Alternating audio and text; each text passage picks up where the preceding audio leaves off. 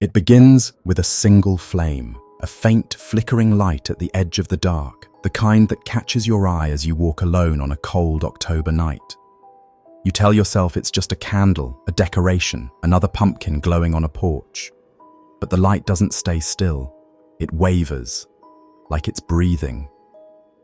Halloween night has always belonged to the wanderers, the restless dead, the tricksters, the ones caught between heaven and hell. And among them all, one figure walks eternally alone, a man who outwitted the devil himself and paid for it forever.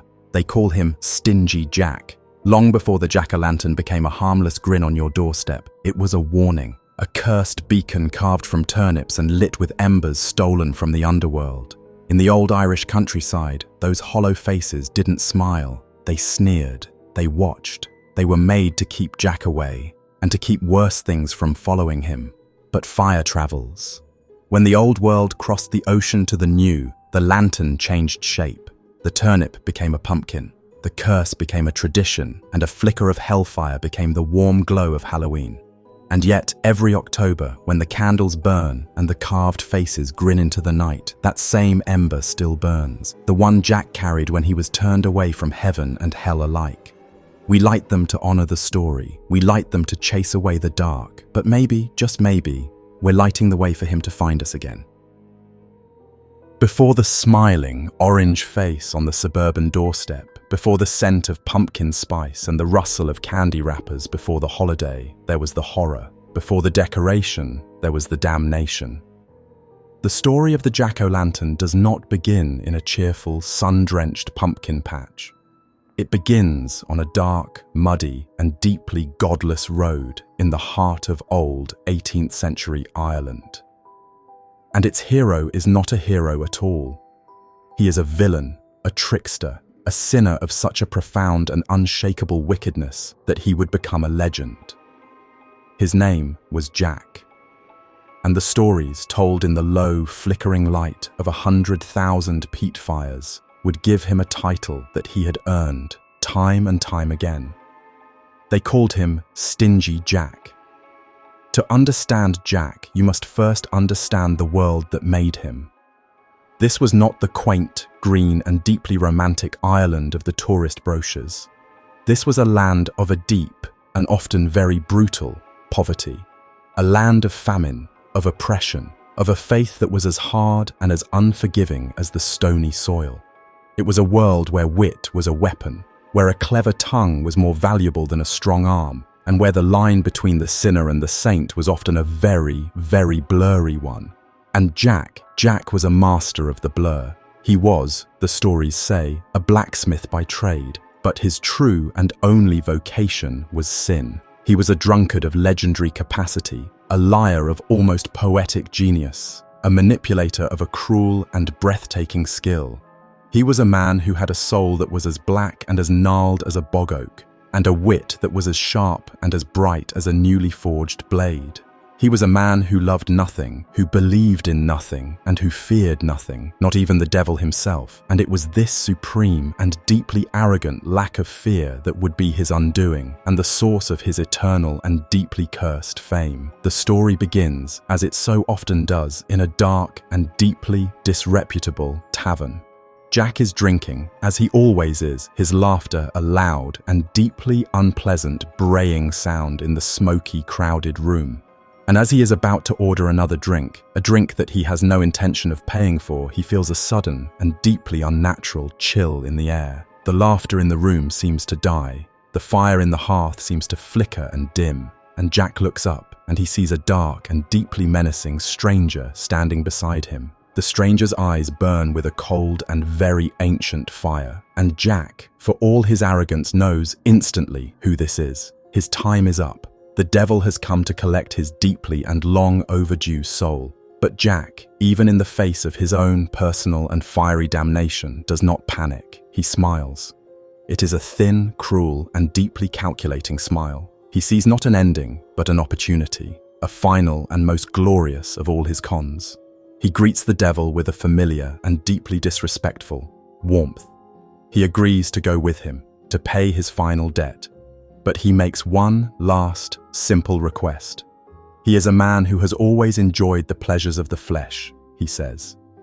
Could he have one last drink of ale to fortify his soul for the long and undoubtedly very hot journey to hell? The devil, perhaps amused by the sheer, unmitigated audacity of this mortal sinner, agrees. But Jack, of course, has no money. He slaps his empty pockets with a theatrical and deeply dishonest flourish. Alas, he says, with a sly, conspiratorial wink, I am a poor man. But you are the Prince of Darkness, a creature of great and limitless power. You can change your shape. Why don't you do me this one, small, final favor? Turn yourself into a silver coin. I will use it to pay the bartender for our drinks. And then, once he has turned his back, you can change back, and we will be on our way. It is a simple and a very clever trick, is it not? The devil, intrigued by this strange and deeply human game of deception, and perhaps even a little flattered by the appeal to his vanity, agrees. And in a flicker of shadow and a puff of sulphurous smoke, he transforms himself into a single, beautiful and perfectly minted silver coin which lies gleaming on the dark and deeply beer-stained wood of the table. And in that instant, Jack's trap is sprung. He snatches the coin from the table, not with a triumphant, quick motion, but with the slow, deliberate and deeply practiced movement of a master pickpocket.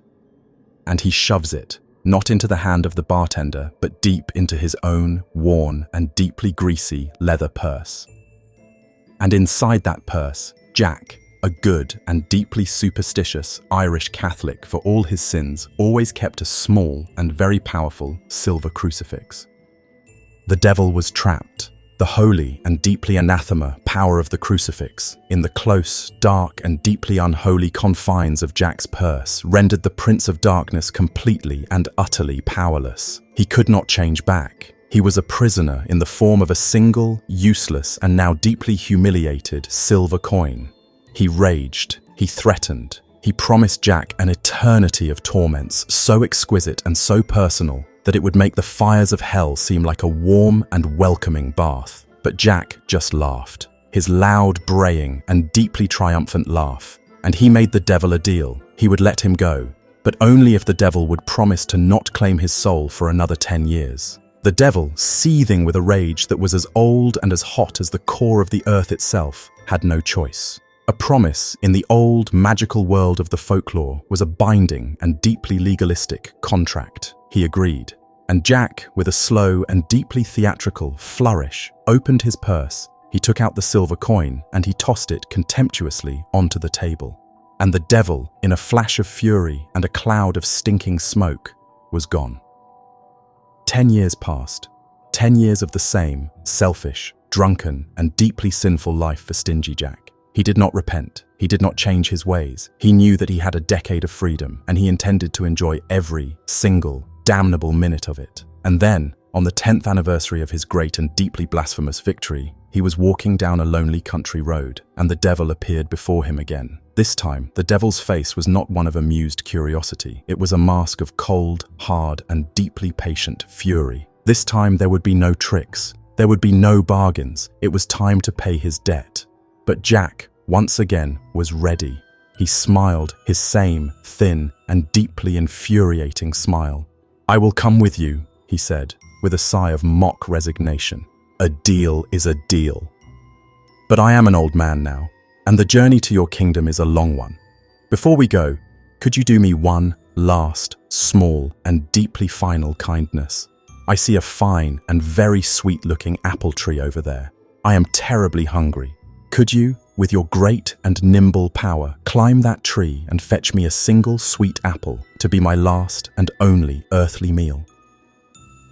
The devil, his mind consumed with a single-minded and deeply unimaginative desire for his long-delayed revenge, and perhaps just eager to get the whole humiliating affair over and done with, agreed. He went to the tree, and with a supernatural and deeply agile grace, he climbed up high into its branches to pluck the most perfect and most delicious-looking of all the apples. And in that moment, Jack's second and even more brilliant trap was sprung. The moment the devil was at the very top of the tree, Jack quickly, and with a speed and a dexterity that was born of a lifetime of cheating at cards, took out his small, sharp, and ever-present knife, and he carved the sign of the cross into the bark of the tree, all the way around its massive trunk. The devil was trapped again. He could not climb down. The holy and deeply powerful symbol of the cross, the one thing in the universe that held a true and absolute power over him, was a perfect and deeply impassable barrier. He was a prisoner, the great and terrible Prince of Darkness, perched at the top of a common and now deeply sanctified apple tree, being mocked once again by the one single and deeply insignificant mortal man who had ever managed to outsmart him not once but twice. And so, Jack, from a position of absolute and deeply satisfying power, made his final and most ambitious of all deals. He would let the devil down from the tree, but only if the devil would make a new and far more binding and deeply eternal promise. He must promise that he would never, ever, under any circumstances, for all of time and for all of eternity, claim Jack's soul for hell. The devil, his very essence seeming to boil with a pure and deeply impotent rage, had no choice. He was beaten, he was outmaneuvered, and he was a being of his word. He made the promise. Jack, with a slow and deeply contemptuous deliberation, took his knife and he scraped the sign of the cross from the tree bark, breaking the magical seal, and the devil, free at last and utterly and completely defeated, vanished in a puff of sulphurous and deeply humiliated smoke. And he never, ever bothered Stingy Jack again. Jack lived out the rest of his long and deeply sinful and now deeply and unshakably arrogant life in a state of smug and deeply self-satisfied invincibility. He had done the impossible. He had beaten the devil at his own game. He had, he believed, secured for himself a loophole in the very fabric of the cosmic and divine law. He had, he thought, made himself truly and untouchably immortal. But a man's life, no matter how clever he is, no matter how many deals he makes, is still just a finite and deeply fragile amount of sand in an hourglass. And eventually, Jack's time ran out. He died, and his soul, a grimy, stained, and deeply unrepentant thing, made its way, as all souls must, to its final and deeply unavoidable judgment. It went, first, to the great and deeply pearlescent gates of heaven. And there, Jack, in his unshakable arrogance, demanded entry. But St. Peter, the great and deeply unimpressed gatekeeper, appeared. He held in his hands the great and deeply detailed book of Jack's life, and he read from it. He read the long and deeply depressing list of Jack's sins, of his lies, of his thefts, of his cruelties. And at the end of it, he simply shook his head. "There is," he said, his voice not angry, but simply and deeply weary, "no room in the kingdom of heaven for a man like you."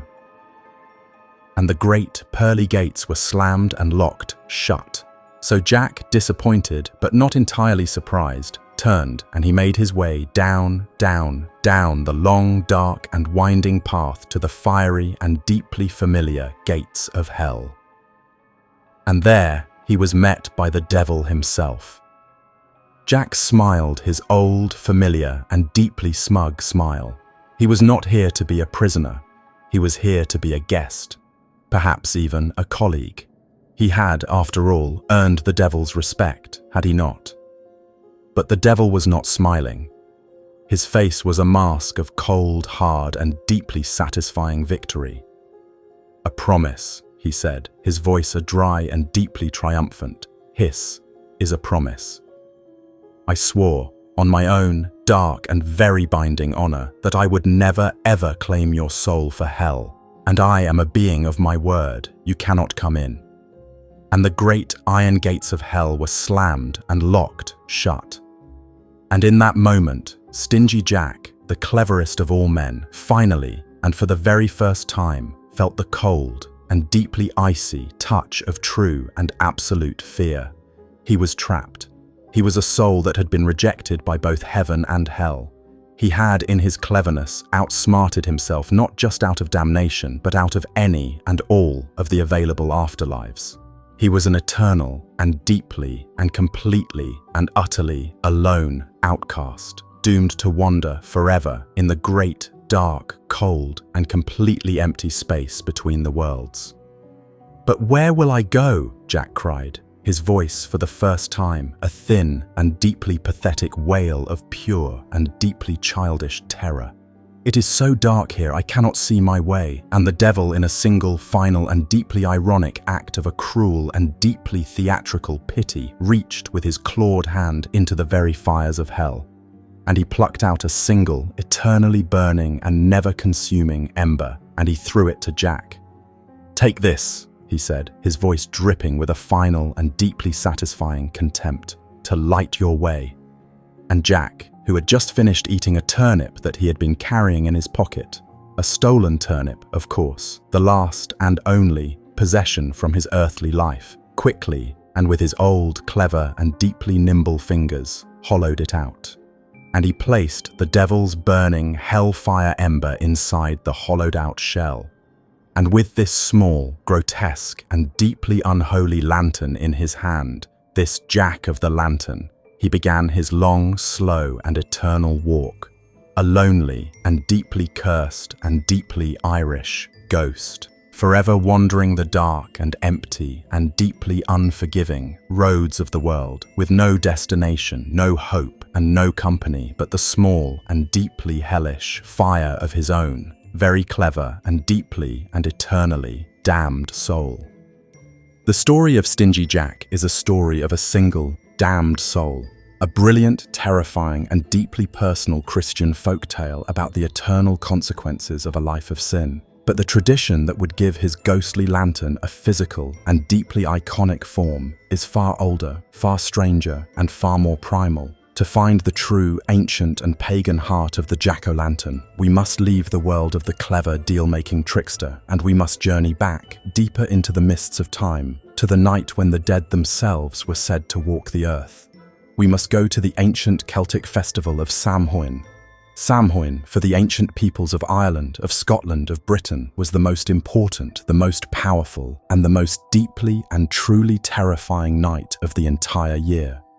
It was not a holiday. It was a tear in the very fabric of reality. It marked the end of the light half of the year, the end of the summer, the end of the harvest, and the beginning of the dark half, the long, cold, and often very deadly winter. It was the Celtic New Year's Eve, a moment of profound and deeply dangerous transition. On this one night, the night of October 31st, the veil between the world of the living and the other world, the world of the spirits, the gods, and the dead, would dissolve. It would become as thin and as permeable as a shroud of mist. And on this night, all the beings of that other and far more powerful world could cross over and could walk once again freely in the world of men.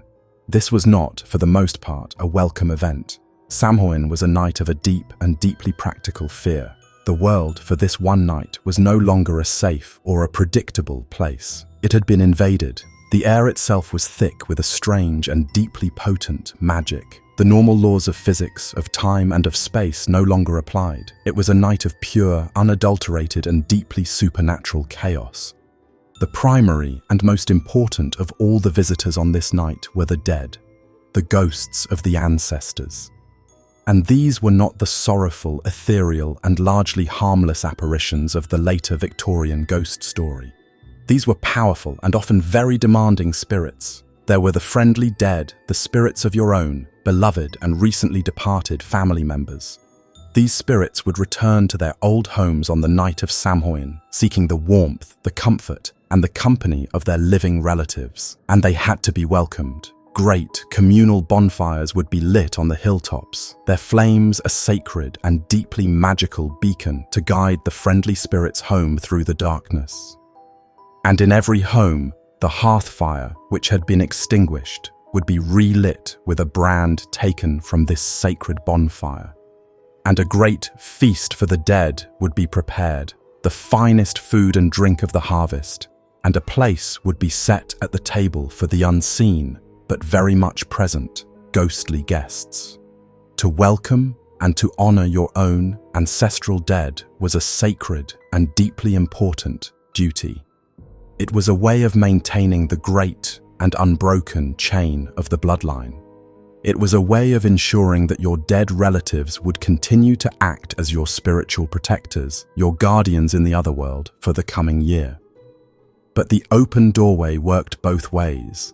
For every friendly ancestral spirit that was returning for a quiet family dinner, there were 100 other and far more dangerous things that were also pouring through the open veil. There were the malevolent ghosts, the spirits of those who had died a violent death, the souls of the forgotten and the unmourned, who were returning not to visit, but to seek a terrible and often very bloody revenge on the world of the living. And there were the fairies, the Aussie, the people of the hollow hills. And the fairies of the Samhain night were not the small, gentle, and benevolently magical beings of the later children's stories. These were the old and deeply powerful, and often deeply and unapologetically cruel pagan gods of the old world. They were a proud and deeply arrogant race who saw the mortal world of human beings as their own personal playground and the humans themselves as little more than cattle to be toyed with, to be tormented, and sometimes to be taken. On the night of Samhain, the fairy host, the great and deeply terrifying army of the Unseelie court, would ride out from their hollow hills in a great and deeply chaotic procession, a Celtic version of the Wild Hunt. And they would sweep across the land, a whirlwind of pure and often very deadly, magical mischief. They would steal livestock, they would sour the milk, they would blight the fields, and they would steal human beings. A person who was foolish enough to be caught out alone on the roads on Samhain night might be fairy-struck, their soul taken, or they might be swept up into the great ghostly procession, and they would be forced to ride with the fairy host for all eternity, a lost and forgotten ghost in a terrifying and endless supernatural parade. This was the world of the Samhain night, a world that was teeming with an invisible and deeply dangerous population of ghosts, of goblins, of demons, of all the dark and hungry, things that the human imagination could conjure. And in this world, a human being was a very small, a very fragile, and a very, very vulnerable thing. And so, a system of magical and deeply practical defenses had to be devised, a way to survive the night. The first and most important of these defenses was the costume, the mask, the practice of guising. The people would disguise themselves, often in the skins of animals or in old, tattered clothes, and they would wear grotesque and often very frightening masks, carved from wood or from leather. The purpose of this was simple and it was brilliant. It was a form of a supernatural camouflage. If you looked like a monster, then the real monsters, the real and very dangerous spirits of the night, might just mistake you for one of their own and they would pass you by. But the mask was not enough. You needed a weapon. You needed a light in the dark. A light that could not just illuminate the path, but that could also, and more importantly, frighten away the things that were lurking in the shadows on either side of it. You needed a lantern, but this was a magical night, and so an ordinary, man-made lantern of wood or of metal would not do. You needed a lantern that was, itself, a thing of a magical and deeply symbolic power. You needed a lantern that was made from a living thing, and the living thing that was most readily available at the time of the great and final harvest was the turnip. Imagine it. You are a young boy in an ancient Irish village. The sun has gone down on the Samhain night. The great communal bonfire is burning on the hill, a single defiant point of light in a vast and deeply menacing darkness. And you know that you must make the journey from the bonfire back to your own small and deeply fragile home. And the path is dark, and the path is long, and the path is, on this one night, filled with monsters. And so, your father, or your grandfather, will give you your lantern.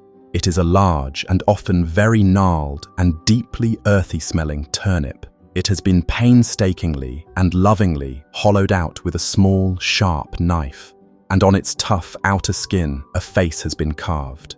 But it is not a friendly, smiling face. It is a grotesque and deeply terrifying face, a monstrous, demonic visage with jagged, triangular eyes, a snarling, tooth-filled mouth, a face that is designed to look as frightening and as powerful as the very spirits that you are about to walk amongst. And inside the hollowed-out turnip, a small and deeply precious candle, or a single, glowing and sacred ember taken from the great communal bonfire, has been placed. And the light of that small flame, flickering from within the grotesque and deeply protective face of the turnip, is a magical light. It is a light that will not just show you the way home. It is a light that will, you pray, keep the darkness and all the things that live within it at bay. These were the first jack-o'-lanterns. They were not decorations. They were not a symbol of a happy harvest festival. They were weapons. They were talismans. They were a form of a magical and deeply personal and desperately needed home security system. They were the small and deeply defiant lights that the living used to try and hold back the great and all-consuming darkness of the dead. And they had a dual and deeply profound purpose. The grotesque and deeply demonic face that was carved into the turnip was, first and foremost, a ward, a form of apotropaic magic. It was a spiritual scarecrow. It was designed to frighten away the evil spirits, the malevolent ghosts, the dark and tricky fairies of the unseelie court. It was a way of fighting fire with fire, of using the image of a monster to repel the real monsters. But the light within the lantern was also a beacon, a welcome. It was a sign to the other and far more welcome spirits of the night. It was a light to guide the friendly and deeply beloved souls of your own, departed, ancestral dead. It was a way of saying to them, we have not forgotten you. We have a light for you. We have a place for you. Come and be with us for this one sacred night. The ancient Celtic jack-o'-lantern was a creature of a profound and deeply beautiful paradox. It was both a ward and a welcome. A thing that was designed to repel the evil and to attract the good. It was a lantern that wore the face of a demon, but that held in its heart the light of a loving and deeply human memory. And this tradition, this powerful and deeply magical act of carving a monstrous face into a root vegetable, was not just confined to Ireland. It was a part of the great and deeply shared folkloric heritage of all the Celtic lands. In Scotland, they would carve their tummy sham lanterns from great gnarled turnips, and they would set them in the windows of their homes to frighten away the spirits. In the Isle of Man, they were a part of the festival of Hop Tunar, a tradition that is, in some ways, even older than the Irish Samhain. And so, for thousands of years, the small, grotesque, and deeply powerful turnip lantern was the true and only face of the Halloween night. It was a symbol of a world that was in a constant, and often very terrifying state, of a magical negotiation with the unseen forces of the other world. And then, in the middle of the 19th century, a great and deeply tragic cataclysm occurred. The potato famine, a terrible and very real blight that destroyed the staple food of the Irish people and that plunged the island into a state of a mass and deeply unimaginable starvation. And in the wake of this famine, millions of Irish people were forced to leave their homeland. They packed their few meager belongings and they boarded the great and often deeply dangerous coffin ships, and they made the long and often very perilous journey across the Atlantic to the shores of a new and deeply unfamiliar world, America. And they brought their stories with them. They brought their beliefs with them. They brought their ghosts and their fairies and their deep and unshakable traditions of the Samhain night with them. And they brought with them the tradition of the jack-o'-lantern. But when they arrived in America, they found a new land, a land of a new and deeply abundant kind of a harvest. And they found a new, and in every way, a far, far superior kind of a canvas for their ancient and deeply creative folk art. They found a fruit that was native to this new world, a fruit that was larger, that was softer, that was easier to carve than the hard and often very small turnips and potatoes of their homeland.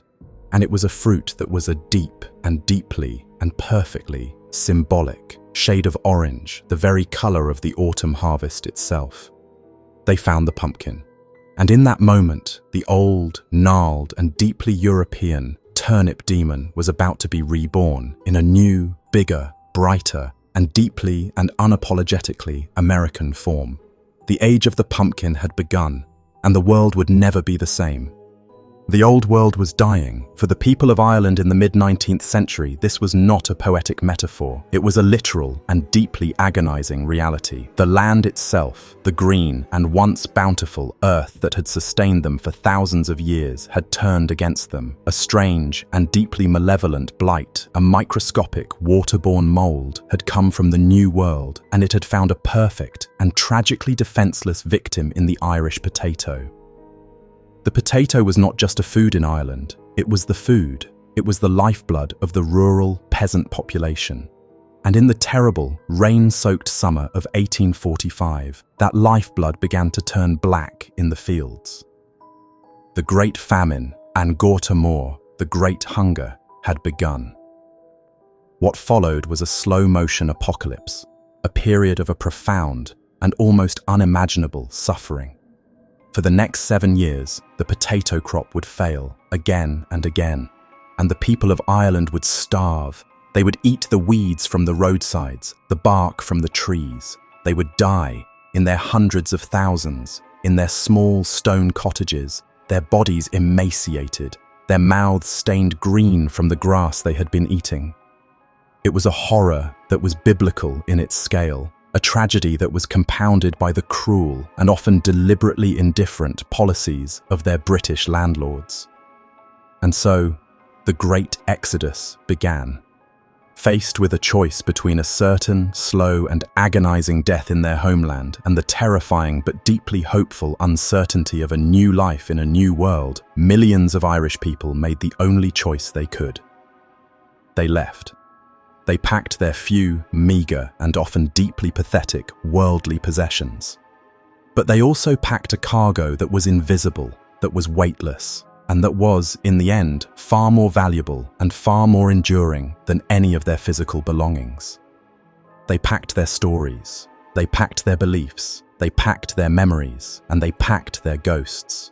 They packed the entire rich, dark, and deeply haunted world of their ancient Celtic folklore into the cramped and often deeply unseaworthy holds of the great and aptly named coffin ships. And they made the long and often very perilous journey across the vast and deeply unforgiving Atlantic Ocean to the shores of America. Imagine that journey, a 6-week voyage in the dark and deeply unsanitary steerage section of a crowded, disease-ridden ship. The air is thick with the smell of unwashed bodies, of sickness, of despair. The only sound is the constant groaning creak of the ship's timbers and the sound of the endless, hungry, and deeply alien ocean just on the other side of the thin, wooden hull. And in that darkness, in that limbo between the old world and the new, what did they do? They told stories. They told the old stories. The stories that their grandmothers had told them. They told the stories of the puka, the mischievous, shape-shifting horse. They told the stories of the banshee, the wailing and deeply sorrowful harbinger of death. They told the stories of the fairies, the proud and often very dangerous, good people who lived in the hollow hills of a land that they would never see again. And they told the stories of Samhain, the stories of the one single night of the year when the veil between the worlds would thin and the dead would walk the earth. And as they told these stories, as they kept their old and deeply magical world alive in the darkness of the ship's hold, they were performing an act of a profound and deeply necessary cultural survival. They were refusing to let their old world die. They were carrying its ghosts, its magic, its very soul with them to a new and deeply uncertain home. And when they finally arrived in America, in the teeming and often deeply unwelcoming port cities of Boston, of New York, of Philadelphia, they found a world that was, in every way, a shock. It was a world of a new and deeply bewildering kind of a poverty, a world of crowded and deeply unsanitary tenements, a world of a new and often very brutal form of a nativist prejudice. The Irish, with their strange accents, their strange and deeply Catholic faith, and their strange and deeply superstitious beliefs, were seen as an alien and deeply undesirable race. They were the new other, but they did not abandon their old ways. In fact, in this new and often deeply hostile world, they clung to their traditions with an even more fierce and more desperate sense of a cultural pride. And in the autumn, as the air grew cold and the nights grew long, they would celebrate their old and deeply beloved festival of Samhain in this new and deeply unfamiliar land. The great communal bonfires on the hilltops were gone, replaced by small and often very dangerous bonfires in the back alleys and the vacant lots of the city. The old rural traditions of fortune-telling and of magical games were adapted to the new and deeply urban environment, and they brought with them the tradition of the jack-o'-lantern. Imagine it, a young Irish immigrant boy in a crowded and deeply impoverished tenement in New York City. He has heard the old stories from his grandfather, the story of Stingy Jack, the clever and deeply damned trickster who is doomed to wander the earth with a burning coal from hell in a hollowed-out turnip. And he has heard the stories of the Samhain night, of the need to carve a terrifying, monstrous face into a lantern to frighten away the evil spirits that are, even here, in this new and deeply strange land, still walking in the dark. And so, he will try to recreate the old magical talisman of his homeland. He will go to the market and he will find a turnip, a small, hard, and deeply gnarled root vegetable. And he will spend hours with his father's small, sharp knife, painstakingly and lovingly hollowing it out. And he will carve a face into its tough outer skin. A crude and deeply terrifying face, a face that is a distant and deeply homesick echo of the monstrous and deeply magical faces that his ancestors had been carving for 1,000 years. And he will place a small and very precious candle inside, and he will set it in the window of their small and deeply crowded tenement room, a small and deeply defiant point of a magical light in the vast and often very dark and very unforgiving American night. This was the jack-o'-lantern in its first American incarnation, a small and deeply nostalgic and deeply personal act of a cultural memory, a secret whispered between the old world and the new.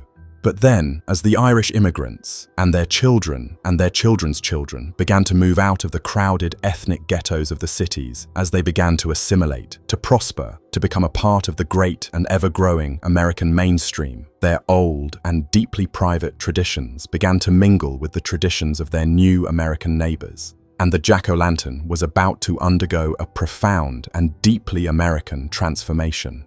The Irish discovered something in this new land, a new and deeply abundant and wonderfully versatile fruit, a fruit that was native to this new world, a fruit that the Native Americans had been cultivating for thousands of years. It was a member of the squash family. It was large, it was round, it was a deep and deeply and beautifully symbolic shade of orange, the very color of the autumn harvest itself. And most importantly of all, it was soft, it was hollow. It was, it seemed, a fruit that had been designed by God or by nature for the single and deeply satisfying purpose of being carved. They found the pumpkin, and in that moment, the old, gnarled, and deeply European turnip demon was about to be reborn. The small and deeply difficult to carve, and often deeply ugly, turnip was, for the most part, abandoned, and the great, bright, and deeply and unapologetically American pumpkin was embraced. This was more than just a simple agricultural substitution. This was a profound and deeply symbolic act of a cultural adaptation. The pumpkin was bigger, it was brighter, it was more cheerful. It was, in a word, more American, and the faces that were now being carved into this new and far more accommodating canvas began to change. The old, grotesque and deeply terrifying demonic faces of the Irish turnip lanterns were still there, but they were now joined by new and often far more whimsical faces. The jack-o'-lantern could now be a smiling face, a goofy face, a comical face. The monster was beginning to be defanged. It was beginning to be domesticated. It was beginning its long, slow, and deeply American transformation from a terrifying magical weapon into a cheerful and largely secular piece of a harvest decoration. The voyage across the Atlantic had changed the monster. It had changed its skin. It had changed its face. The small, hard, and deeply personal terror of the old Irish turnip, the lantern that held the damned and deeply tragic soul of Stingy Jack, had been replaced by the big, bright, and deeply public smile of the new American pumpkin. The jack-o'-lantern was no longer just an Irish tradition. It was beginning to become an American one. It was a symbol of the great, and often very strange, and very wonderful process of the American melting pot itself. A process where the old, and often very dark and very specific stories of the old world were taken, and were blended, and were transformed, and were reborn into something new, something different, and something that was, in the end, for better or for worse, uniquely and powerfully and unmistakably American. The small and deeply cursed light of Stingy Jack's lantern had made the long and very dark journey across the ocean, and it had found, in the heart of this new world, a new and far more accommodating and far, far brighter home. The age of the pumpkin had begun, and the world would never be the same.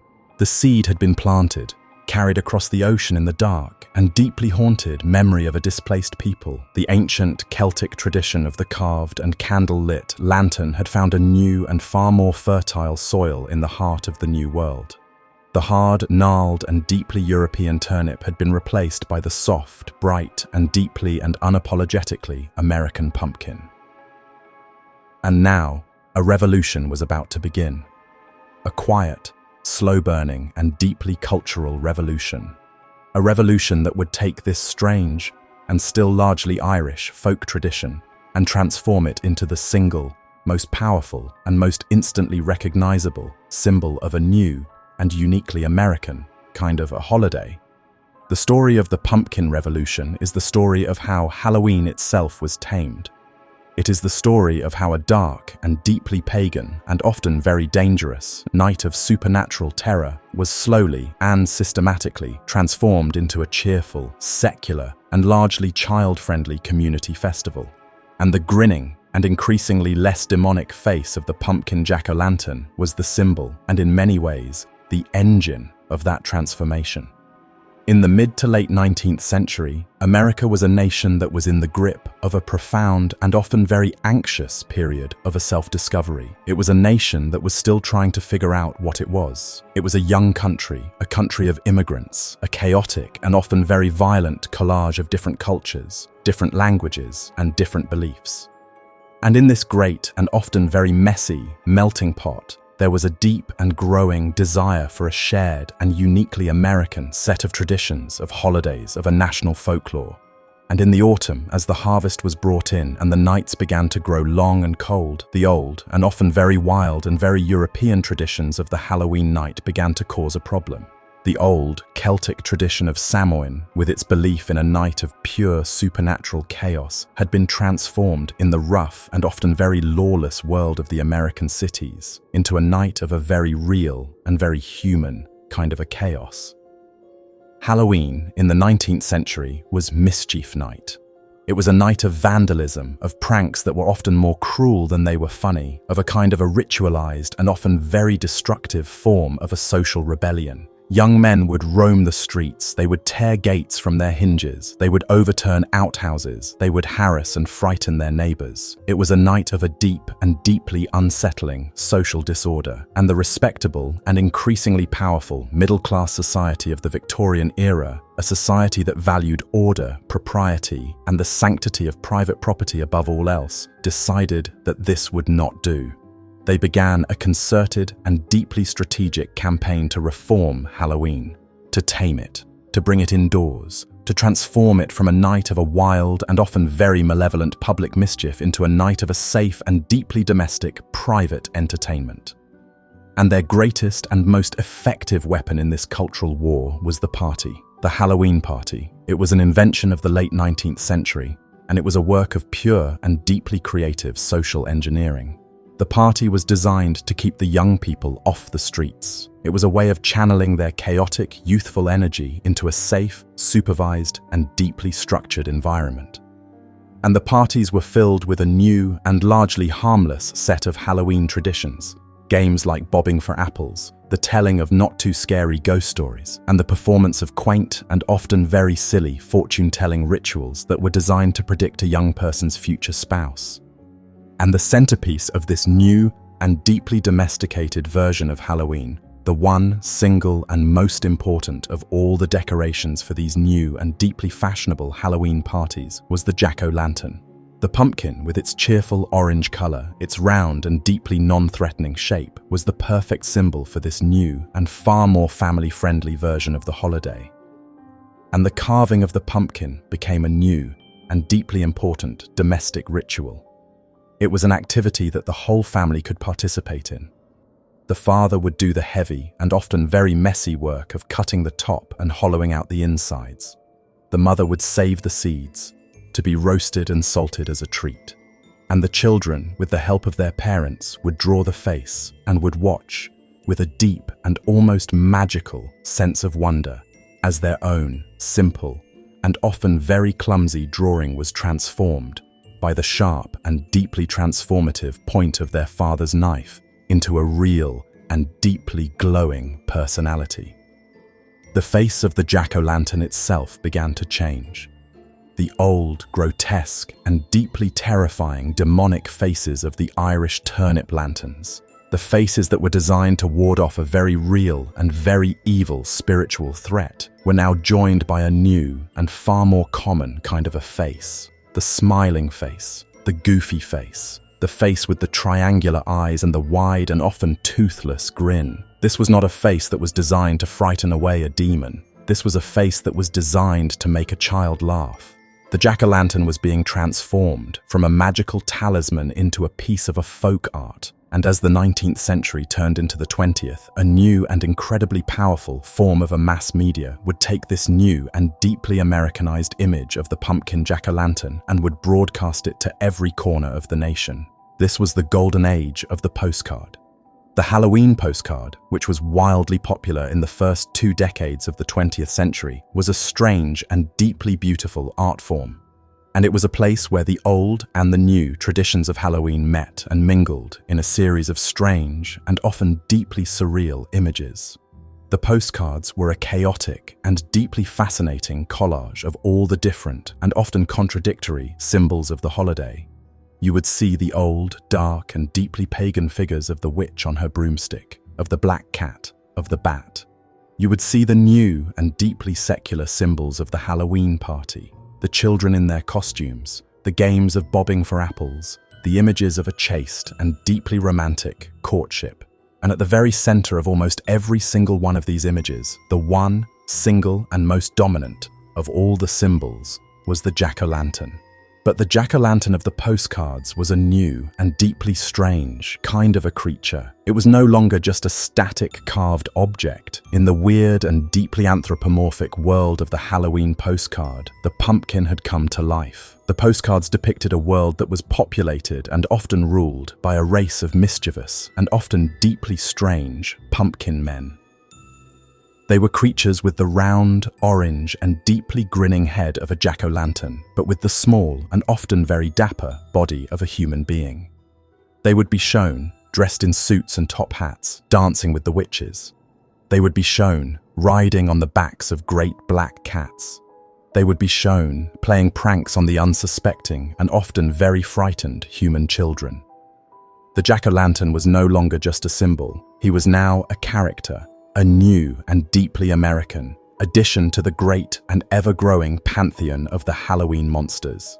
He was a creature that was a perfect and deeply bizarre fusion of the old and the new. He was a monster, yes, but he was a cheerful and deeply non-threatening kind of a monster that was more likely to invite you to a party than he was to steal your soul. This was the final and most complete stage of the pumpkin revolution. The journey was over, a tradition that had begun in the dark and deeply fearful world of the ancient Celtic Samhain, a tradition of a grim and deeply necessary magical weapon against the terrifying and very real threat of the malevolent dead, had made the long and often very tragic journey across the Atlantic. And it had been transformed. It had found a new and far more accommodating physical form in the bright, orange, and deeply American pumpkin.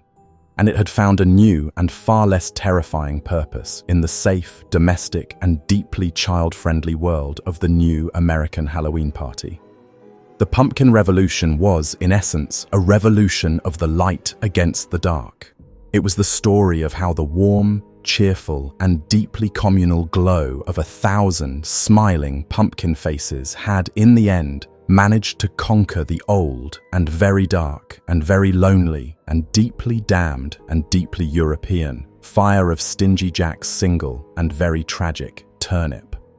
The old and very real demons had been, for the most part, banished, and in their place a new and far more cheerful and deeply and unapologetically American pumpkin demon now reigned, a king whose kingdom was not the dark and deeply haunted roads of the other world, but the bright, safe, and deeply welcoming front porch of the American suburban home.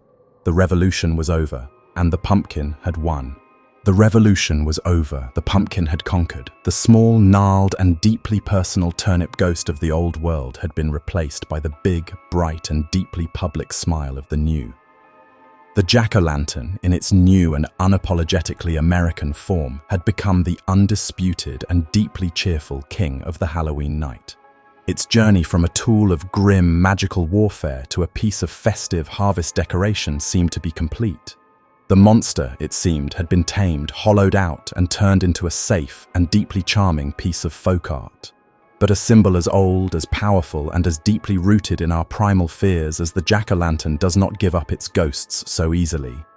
Beneath the new, bright, and deeply commercialized surface of the modern American pumpkin, the old, dark, and deeply ambivalent spirit of its Celtic ancestor still lurks.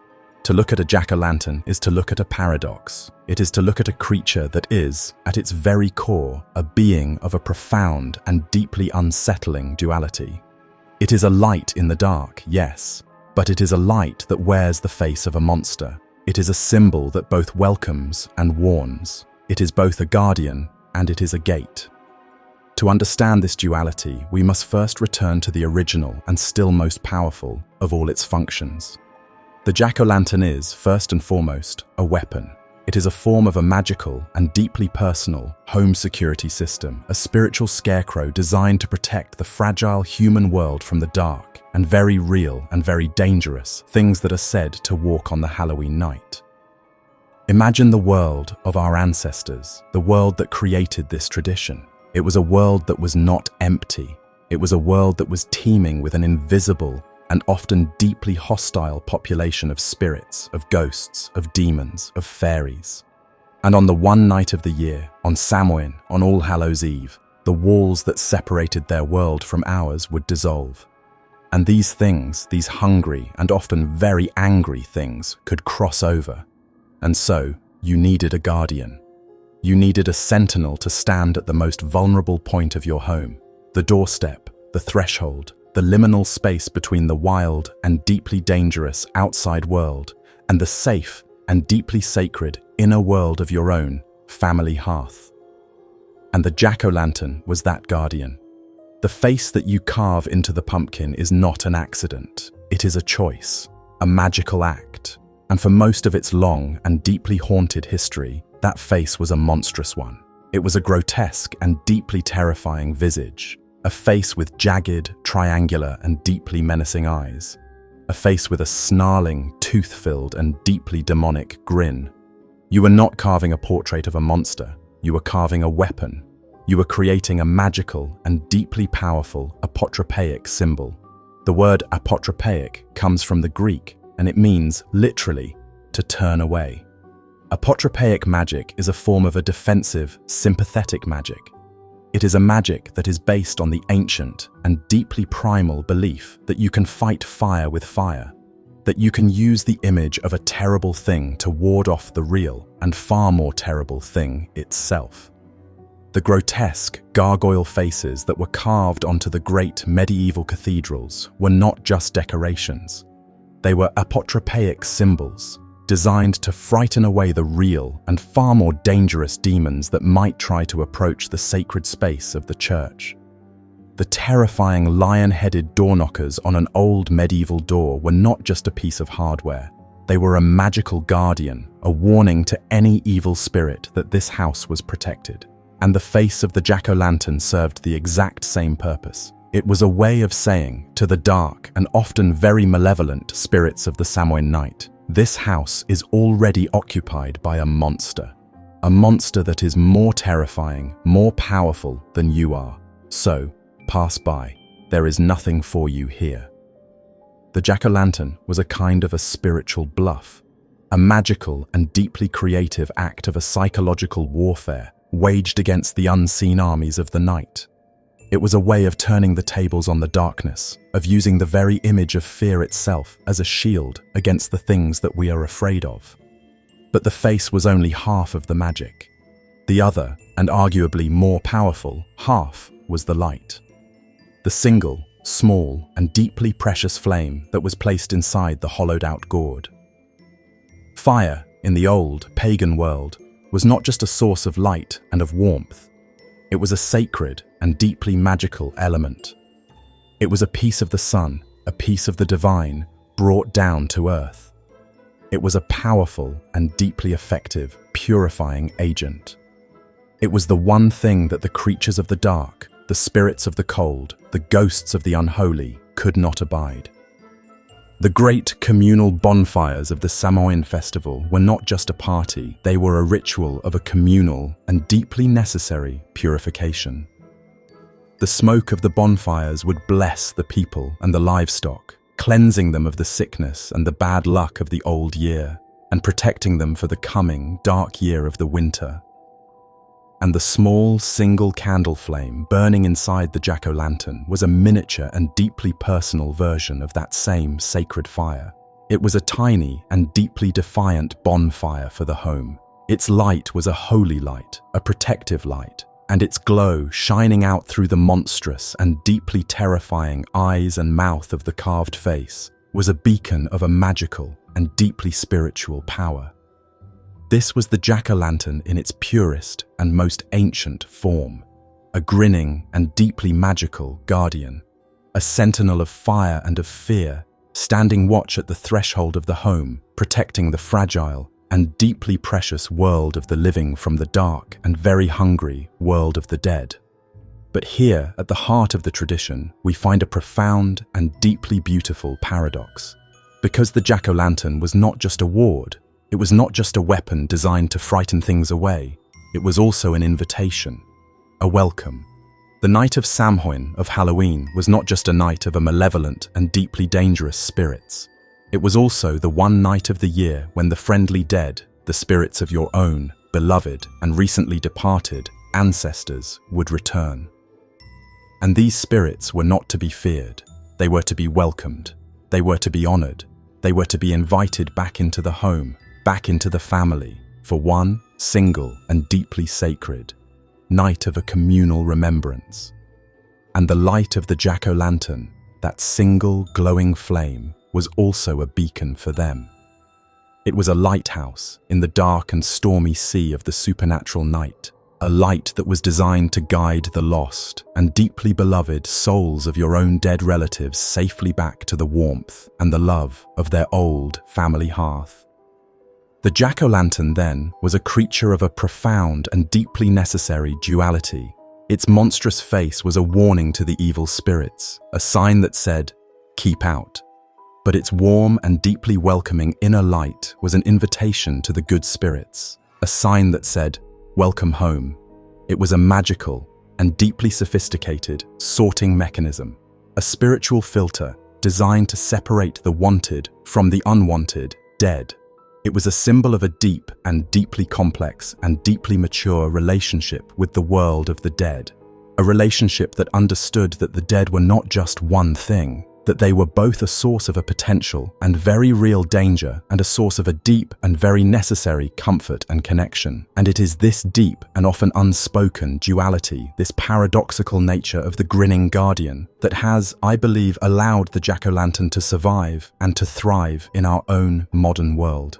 We no longer, for the most part, believe in the literal and very real threat of the malevolent and baby-stealing fairies of the unseelie court. We no longer leave a place at our dinner table for the returning and very literal ghosts of our dead ancestors. The old, pagan, and deeply magical worldview that created the jack-o'-lantern has, for the most part, faded away. But the need for the symbol, the need for a light in the dark, the need for a guardian at the threshold, has not. In our modern and often very anonymous and very isolating world, the jack-o'-lantern has taken on a new and, in its own way, equally powerful symbolic meaning. It is no longer a filter for the supernatural, it is a filter for the social. When you place a lit jack-o'-lantern on your doorstep on Halloween night, you are performing an act of a modern and deeply secular kind of a magic. You are sending a signal to your community. You are saying, we are a part of this. We are participating in this strange and deeply wonderful modern ritual. This is a safe house. This is a friendly house. We have candy. We are a part of the tribe.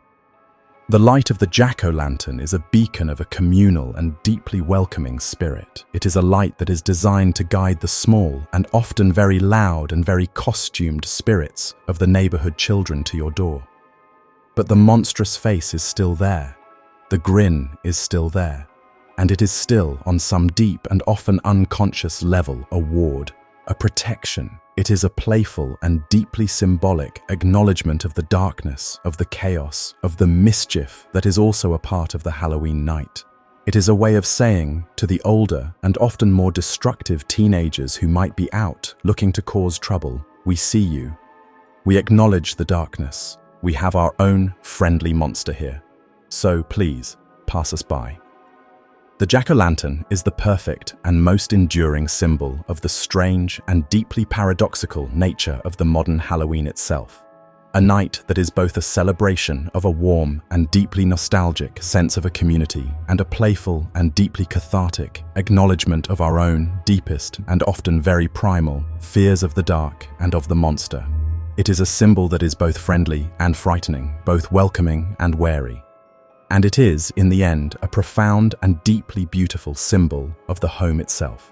A home is a fortress. It is a place of safety, a place that is designed to keep the dangers of the outside world at bay. But it is also a beacon, a place of warmth, of welcome, of a light that we shine out into the darkness to guide our loved ones, both the living and the dead, back to the safety and the comfort of our own personal and deeply sacred hearth. The jack-o'-lantern, this strange and deeply magical and deeply paradoxical creature of the pumpkin and the flame, is the living, breathing, and deeply grinning soul of that home. A guardian, a gatekeeper, a monster that is also a friend, a beautiful and deeply necessary and eternally burning light in the long and often very dark and very, very haunted night of the human soul. The pumpkin had been tamed, or so it seemed. In its great and deeply American revolution, the jack-o'-lantern had shed the dark and deeply tragic skin of its Irish folkloric past. It had become a symbol of a cheerful, domestic, and largely child-friendly harvest festival. The grinning and often deeply comical face of the pumpkin was a face of a monster that had been declawed, defanged, and made safe for public consumption. The old and very real fear had been, for the most part, hollowed out and replaced with the warm and deeply harmless glow of a nostalgic and deeply commercialized candle. But a monster, a truly powerful one, never truly dies. It just sleeps. It waits. And in the 20th century, as the old and largely forgotten fears of the supernatural began to find a new and deeply powerful voice in the world of our art and our cinema, the jack-o'-lantern began to stir. The quiet, smiling, and deeply domesticated guardian of the front porch was about to be reawakened and to be reminded of its own, far older and far, far darker and deeply demonic roots. The pumpkin demon was about to be reborn. This resurrection began, not in a film, but in a story, a short and deeply atmospheric and almost single-handedly influential piece of American Gothic literature.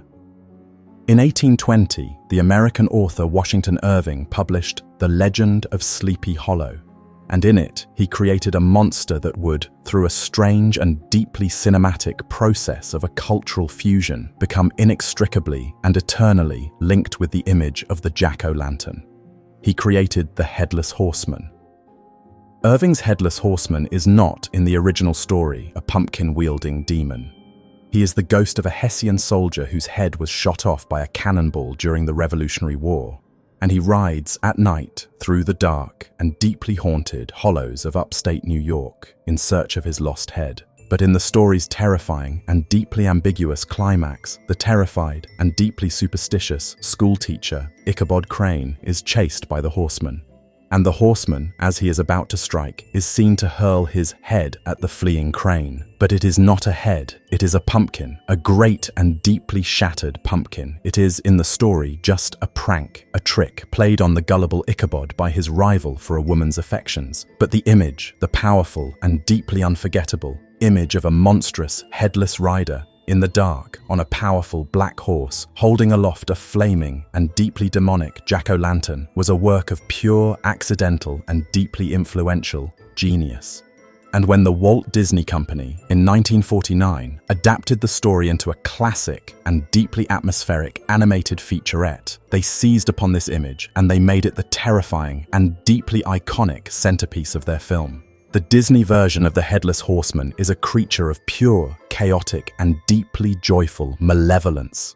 And in the film's climax, he does not just hurl a pumpkin. The pumpkin is his head, a great, flaming, and deeply cackling jack-o'-lantern which he holds in his hand and which he then places in a final and deeply terrifying act of a monstrous self-completion onto his own headless neck.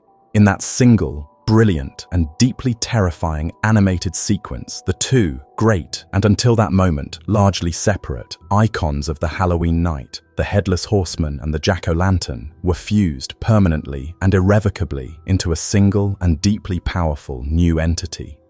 The Jack-o'-lantern was no longer just a static and largely harmless decoration. It was now the head of a monster, a mobile and deeply aggressive and deeply and unapologetically evil monster. This was the beginning of the re-demonization of the pumpkin, and as the 20th century progressed and as the genre of the horror film began to evolve, to become more graphic, more cynical, more interested in a raw and deeply visceral form of a terror, the jack-o'-lantern would find a new and even more terrifying role to play. In John Carpenter's 1978 masterpiece, Halloween, the film that would create the modern slasher genre, the jack-o'-lantern is not the monster itself. But it is the monster's sigil, its calling card. The film's iconic and deeply terrifying opening credit sequence is a single, slow, and deeply menacing push-in on a single, grinning, and deeply malevolent-looking jack-o'-lantern, its inner light flickering like a weak and deeply diseased heartbeat. The pumpkin in this film is not a cheerful, welcoming beacon. It is a symbol of the pure and deeply unknowable evil that has come to the quiet suburban town of Haddonfield. The jack-o'-lantern's grin is a mirror of the cold and deeply empty expression that is hidden behind the pale white and deeply inhuman mask of the film's killer, Michael Myers. The jack-o'-lantern was no longer a friendly, goofy cartoon character. It was now a symbol of a pure and deeply modern form of a motiveless and deeply unstoppable evil. It was the face of the new and far more terrifying kind of a bogeyman. And as the horror genre moved into the 21st century, the pumpkin would finally and fully evolve from a simple, passive symbol of evil into the active and deeply murderous monster itself. And this final and most terrifying of all transformations would take place in the 2007 cult classic, Trick or Treat. Trick or Treat is a film that is, in essence, a love letter to the old, dark, and deeply dangerous rules of the ancient Samhain night. And its mascot, its enforcer, its tiny and deeply and unapologetically violent heart is a creature named Sam. Sam is the living, breathing, and deeply murderous spirit of Halloween itself. He appears as a small, childlike figure, dressed in a dirty, orange, and deeply pathetic-looking set of footy pajamas, and with a crude burlap sack with button eyes tied over his head. He is, for most of the film, a quiet and deeply creepy observer, a silent and seemingly harmless trick-or-treater. But if you break the rules of Halloween, if you blow out a jack-o'-lantern before midnight, if you refuse to give out candy, If you are cruel to the other, true believers of the night, then Sam will reveal his true and deeply monstrous form. He will take off his burlap sack mask, and underneath, he does not have a human head. His head is a jack-o'-lantern, a grotesque, bulbous, and deeply organic pumpkin-like head with a carved and deeply monstrous face. And he is not a harmless little boy. He is a powerful and deeply vicious demon, a creature that will, with a joyful and deeply sadistic glee, punish the non-believers, often in a deeply ironic and deeply gruesome way. Sam, the pumpkin demon of trick-or-treat, is the final and most perfect of all the modern monstrous resurrections of the jack-o'-lantern. He is a fusion of all the different and often contradictory aspects of its long and deeply strange history. He is the playful and deeply mischievous trickster of the Halloween night. He is the guardian, the enforcer of the old and deeply sacred rules. And he is the monster, the demon, the creature with the fiery and deeply hellish head, the creature that was born in the mind of Washington Irving and was given its final and most terrifying form in the heart of a modern and deeply self-aware horror film. The pumpkin demon, in our art and in our cinema, has completed its long and deeply strange journey. It began as a tragic and deeply damned soul trapped in a hollowed-out turnip. It was transformed into a cheerful and deeply harmless piece of a domestic folk art. It was then fused with the image of a headless and deeply terrifying ghost. It became a silent and deeply menacing symbol of a pure and deeply unstoppable evil. And then, finally, it stood up, and it became a monster in its own right, a small and deeply vicious and deeply beloved demon, who is the true and eternal and deeply and unapologetically violent king of the Halloween night. The art and the films of the last 200 years have not just depicted the jack-o'-lantern, they have re-enchanted it. They have taken a symbol that was in danger of becoming a mere and deeply boring piece of a commercialized decoration, and they have poured back into it all the old, dark, and deeply terrifying magic that it had lost. They have reminded us that the smiling and deeply welcoming face of the pumpkin on our doorstep is still and will always be a mask. And that behind that mask, there is something else, something older, something darker, and something that is, on this one, single and most sacred of all the nights, still very, very hungry. The pumpkin demon is not a joke, it is a warning, and it is a warning that is written in the beautiful and deeply terrifying language of a flickering and very, very hungry fire. The monster is now a piece of art, the ancient magical talisman, the grim folkloric weapon against the terrors of the Samhain night, has completed its long and strange American journey. The jack-o'-lantern is no longer just a symbol of the Halloween season, it is the season. It's a multi-million-dollar industry, a cornerstone of a holiday that is in itself a commercial juggernaut. But to see the modern jack-o'-lantern as nothing more than a product, a decoration, a simple object, is to miss the true and far more potent magic that still lives within it. Because the power of the jack-o'-lantern today is not in the finished product, the grinning, glowing gourd that sits on the front porch. The true and exquisitely human magic is in the act of its creation. It is in the ritual of carving. This is the modern, secular ceremony that has replaced the old and sacred rites of the Samhain bonfires and All Souls' Day prayers. It is a new and creative form of folk magic, a tradition passed down not by priests and shamans, but by parents and children in the warm, bright, and often chaotic laboratory of the family kitchen. The carving culture of modern Halloween is more than just a craft. It is a form of a communal and necessary conversation with the darkness. It begins, as all the old harvest festivals do, with a journey to the field. The pumpkin patch. Imagine it. It is a crisp, bright, and perfect October afternoon. You and your family are in a vast, sprawling field, a sea of green leaves and tangled vines, and under that sea, like a sunken treasure, are the pumpkins. Hundreds of them, thousands of them. Each one a small, round, and promising vessel of potential magic. And the first, most important part of the ritual begins, the choosing. You are not just picking a vegetable, you are choosing a head, you are choosing a face, you are looking for a personality, You walk through the rows, you inspect the candidates. Is this one too round? Is this one too tall? Does this one have a strange and interesting lopsided shape? Does this one have a gnarled and character-filled stem? This is a serious, personal business. You are a god of sorts, walking through a field of unformed orange clay, and you are choosing the one that you will breathe a temporary and fiery life into, and then you bring it home.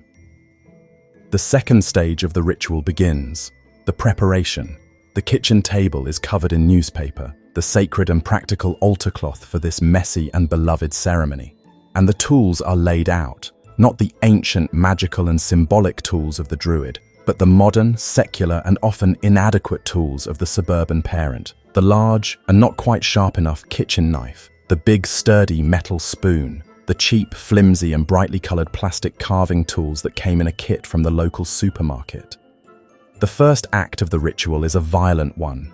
It is an act of a necessary and satisfying form of surgery, the cutting of the hole, the lifting of the lid, the moment when the pumpkin ceases to be a simple solid fruit and it becomes a container, a vessel, a potential head. And then comes the gutting, the great, messy and often disgusting hollowing out. You plunge your hands or a large spoon into the dark and surprisingly cold interior of the pumpkin, and you begin to scrape. You pull out the insides, the strange, pale and stringy fibrous guts, and the handfuls of slimy, slippery and precious seeds. This is a visceral, tactile experience. It is a form of a ritualistic and playful disembowelment. You are cleaning out the head of your monster. You are emptying it of its own, natural, vegetable thoughts to make room for your own. And now, the pumpkin is a blank canvas, a hollow, orange and expectant skull.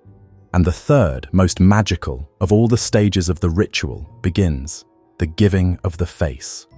The face can be anything. It can be a simple and traditional face, the classic triangular eyes and the wide, toothy, unambiguous grin. This is the face of the friendly and welcoming guardian, the face that says, trick-or-treaters are welcome here. Or it can be a monstrous face, a face with angry, slanted eyes, with a snarling, jagged mouth, with a malevolent scowl.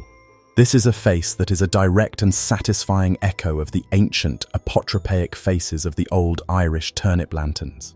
This is the face of the guardian, the protector, the monster designed to frighten away the other and far more real monsters of the night. Or, in our modern, self-aware and creative age, it can be anything. The pumpkin is no longer just a vessel for a simple, folkloric face. It has become a medium for a true and often breathtakingly complex form of temporary, organic sculpture. People will spend hours, days, painstakingly carving the face of a famous movie monster, of a political figure, of a beloved cartoon character, into the soft and forgiving flesh of the pumpkin. They will use templates, they will use intricate and specialized tools. They will create works of staggering, beautiful, and wonderfully pointless art. The act of carving is a slow, meditative process. It is a conversation between you and the pumpkin. You are imposing your will, your design, onto the natural form of the fruit. But you are also working with it, responding to its unique shape, its strange bumps and ridges, its unexpected thicknesses and thinnesses. You are a partner in a creative act. And then, the final, most magical of all the moments, the lighting. You take a small, humble candle, a tea light, and you place it in the very center of the hollowed out and now personalized pumpkin, and you light it. In that single, small, transformative act, a miracle occurs. The dead vegetable object comes to life. A light, a soul, a personality begins to glow from within. The simple, carved holes that you have made are no longer just holes. They are eyes, they are a mouth, they are a face. And the face is looking at you. It is a new, strange, and wonderfully temporary member of your family. A creature that you yourself have made. A monster that you yourself have given a name, a face, and a fire. And then you take your new, glowing creation, and you perform the final act of the ritual. You place it on the front porch. You place it at the threshold. You are repeating, whether you know it or not, the ancient and magical act of placing a guardian at the gate. This is the private, domestic part of the carving culture. But there is another, increasingly popular and communal part of it: the competition. In towns and cities all across America, the carving of the pumpkin has been transformed from a private family ritual into a great and public form of a festival. There are pumpkin carving contests. There are great and often spectacular displays of thousands of carved and lit jack-o'-lanterns, arranged in massive and often breathtaking installations. The most famous of these is the Great Jack-o'-lantern Blaze in the Hudson Valley of New York. It is an immersive, walk-through experience, a magical and dreamlike world made entirely of light, shadow, and the grinning and wonderfully creative faces of over 7,000 hand-carved, individually lit jack-o'-lanterns. Here, the pumpkin is not just a single, solitary guardian. It is a building block, an artistic medium. The artists and the carvers use the pumpkins to create massive and often surreal sculptures. A life-sized, terrifying sea serpent made of hundreds of pumpkins, its body snaking through the dark and haunted landscape. A working, whimsical carousel with horses made of pumpkins. A giant, intricate spiderweb. Its threads the glowing orange light of the jack-o'-lanterns. This is the pumpkin revolution at its most spectacular and creative extreme. The jack-o'-lantern has been completely and utterly liberated from its own folkloric past. It is no longer a symbol of a damned and eternally wandering soul. It is no longer a simple, functional ward against evil spirits. It is now a medium for a pure and often joyful form of artistic expression. And yet, even here, in this great, beautiful, and unapologetically commercial festival of light, the old, dark, and paradoxical heart of the jack-o'-lantern still beats. Because what is this spectacular display, if not a massive and powerful version of the old Samhain bonfires?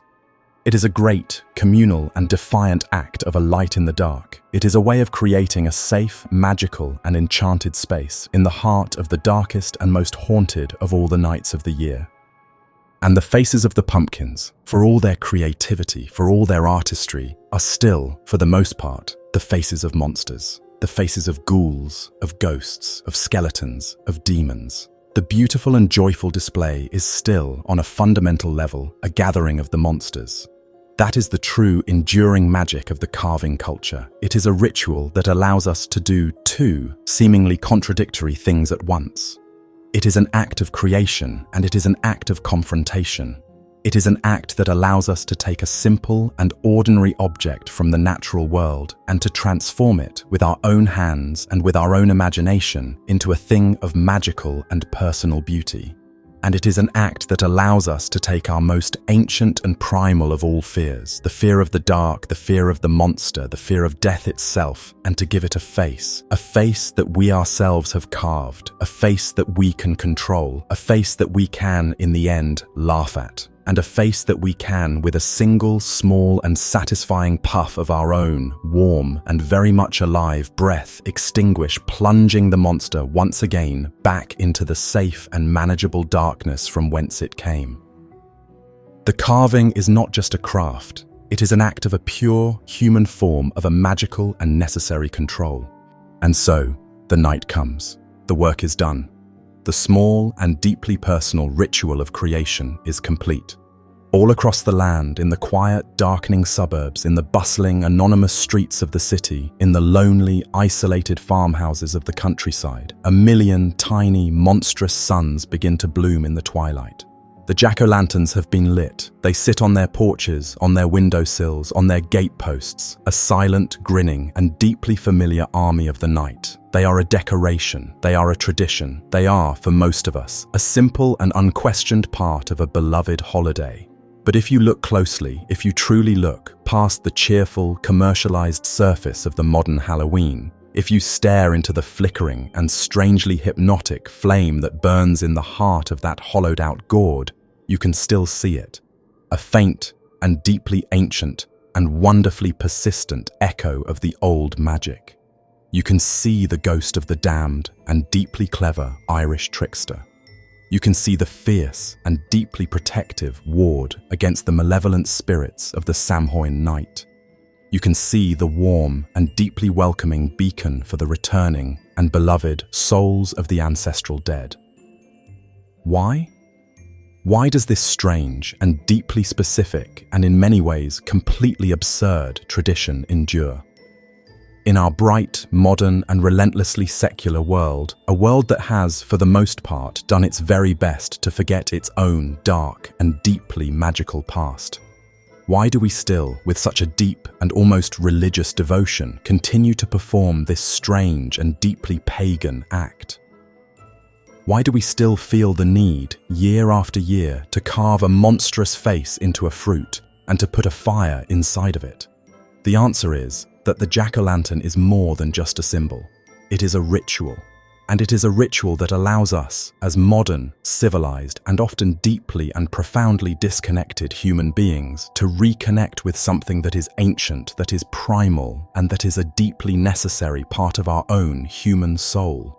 It is a ritual that allows us to have a conversation with the darkness. The first and most fundamental of all human instincts is the instinct for survival. And the first and most fundamental of all human fears is the fear of the dark. Not just the physical darkness, the absence of light, but the metaphorical darkness, the darkness of the unknown, the darkness of the wilderness, the darkness of the things that we cannot see, that we cannot name, that we cannot control. For hundreds of thousands of years, our ancestors lived in a world that was, for the most part, a vast and deeply terrifying darkness. The small and deeply precious circle of the campfire was their only sanctuary, a tiny, flickering island of warmth, of light, of community, in a vast and deeply hungry ocean of the night. And in that darkness, beyond the reach of the firelight, there were predators. There were real and very hungry things with teeth and with claws. And there were, they believed, other and even more terrifying things. The ghosts, the demons, the spirits of the night. And so, the first and most important of all human technologies was not the wheel or the spear, it was the fire. Fire was life. Fire was safety. Fire was the one, single, and most powerful weapon that our small and deeply fragile species had against the overwhelming power of the night. And the jack-o'-lantern is a direct and deeply unbroken descendant of that first and most sacred of all human technologies. It is, at its core, a controlled fire. It is a piece of the sun, a piece of the campfire that we have captured, that we have tamed, and that we have placed at the very threshold of our own modern and deeply vulnerable homes. When we light a jack-o'-lantern, we are not just lighting a candle. We are, whether we know it or not, participating in a ritual that is as old as our own human consciousness. We are performing an ancient act of a magical and deeply defiant protest against the darkness. We are saying, to the vast and deeply indifferent night, you do not own this space. This space is ours. This is a place of light. This is a place of warmth. This is a place of humanity, and you are not welcome here. But the jack-o'-lantern is not just a light, it is a light that wears a face, and this is the second and most brilliant of its magical functions. It is a ritual that allows us to confront and to ultimately to master our own deepest fears. The human mind is a storytelling machine. It cannot tolerate a faceless and deeply abstract fear. The formless and deeply existential dread of the unknown is a weight that is too heavy for us to bear. And so we give it a face. We take our free-floating anxieties, our fears of the dark, of death, of chaos, and we project them outwards onto a tangible and deeply manageable form. We create monsters, the witch, the vampire, the ghost, and we create the jack-o'-lantern. The act of carving a monstrous face into a pumpkin is a profound and deeply therapeutic act of a psychological alchemy. We are taking the fear that is inside of us, the formless and deeply powerful monster of our own subconscious, and we are giving it a physical and deeply external form. We are turning a feeling into a thing. And once the monster is a thing, once it has a face and a name, we can do something with it. We are no longer its passive victim. We are its creator. We are its master. We decide the shape of its eyes. We decide the curve of its mouth. We decide if it will be a face of a pure and deeply terrifying rage, or if it will be a face of a comical and deeply harmless absurdity. We are in control. And then, in the final and most empowering of all the acts of this ritual, we put a fire inside of it. We animate it with our own creative and deeply human spark. We bring our own personal monster to life, and we put it on display. We put it on our front porch for all the world to see. We are not hiding from our fear. We are owning it. We are celebrating it. We are turning our deepest and most personal of all anxieties into a piece of a public and deeply communal art. This is the great and deeply cathartic magic of the jack-o'-lantern. It is a ritual that allows us to take our fear, to give it a face, to master it, and then to laugh at it. It is a way of domesticating our own inner demons, a way of turning the terrifying and often very lonely darkness of our own individual minds into a shared and deeply joyful festival of a communal light. And it is a ritual that is, in our modern world, more necessary than ever. We live in an age that has, for the most part, tried to abolish the darkness. We live in cities that never sleep, in homes that are filled with the constant and often deeply sterile glow of 100 different screens. We have, in our arrogance, convinced ourselves that we have conquered the night, but we have not. We have only pushed it away. We have only suppressed it. And the old and very real and very necessary human fear of the dark has not gone away. It has just been transformed. It has become a new and far more modern and far more insidious kind of an anxiety. A fear of the unknown that lurks not in the forest, but in the headlines. A fear of the monster that is not outside our window, but is on our television screen. And the ritual of the jack-o'-lantern is a way for us to reconnect with that older and in many ways far more honest and far more healthy kind of a fear. It is a way for us, for one night, to turn off the cold, blue and deeply anxious light of our screens and to turn on the warm, orange and deeply magical light of a simple and very real flame. It is a way of reminding ourselves that we are still, for all our technology, for all our sophistication, animals who are, on some deep and very primal level, still afraid of the dark. And that it is okay to be afraid. That fear is not a sickness to be cured. It is a part of who we are. It is a part of what keeps us alive. And so the jack-o'-lantern endures. It endures because it is a perfect and deeply beautiful and deeply necessary symbol. It is a symbol of the harvest, of the abundance of the earth, of the final, brilliant and deeply defiant burst of life before the long, cold and deeply silent sleep of the winter. It is a symbol of the home, a beacon of warmth, of safety, of a welcome to the friendly spirits, both the living and the dead. And it is a symbol of our own human creativity, of our ability to take a simple, humble, and deeply ordinary thing and to transform it, with our own hands and with our own imagination, into a thing of a strange and deeply magical and deeply personal kind of a beauty. But most of all, it endures because it is a symbol of a defiance. It is a small and often very comical and deeply and profoundly human act of a rebellion against the vast and often very terrifying and deeply indifferent darkness of the universe. It is a light, a small and deeply fragile and deeply temporary light, a light that we ourselves have created, a light that wears the face of the very darkness that it is designed to defy. And it is a light that says, to the great and all-consuming and eternal night, we know you are there, we see you, we are afraid of you, but we are not so afraid that we cannot, for this one single and deeply beautiful night, make a light of our own, a light that is in your own monstrous image, a light that is a joke, a taunt, a celebration, a light that proves that even here, in the heart of your own dark kingdom, we are still here, we are still human, and we are not, and we will never be, afraid to laugh in your face. That is the eternal flame of the jack-o'-lantern. A flame that is lit, year after year, by a million different hands in a million different homes all across the world. A small and deeply defiant and deeply human flame of light, of laughter, and of a courage that is, in the end, the only, true, and most powerful of all the magic that we have.